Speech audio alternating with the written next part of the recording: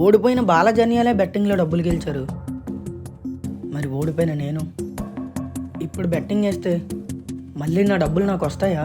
నువ్వు ముందే ఆపకుండా బెట్టేసి ఉంటే ఈ పాటికి నువ్వు కూడా 2 లక్షల వరకు సంపాదించబడివి. నువ్వు నీ ఆత్మనరా, నీ బెస్ట్ ఫ్రెండ్ లాంటి నువ్వెందుకు వచ్చావు? నువ్వు ప్రాబ్లంలో ఉన్నావు కదా, సొల్యూషన్ ఇవ్వడానికి వచ్చా.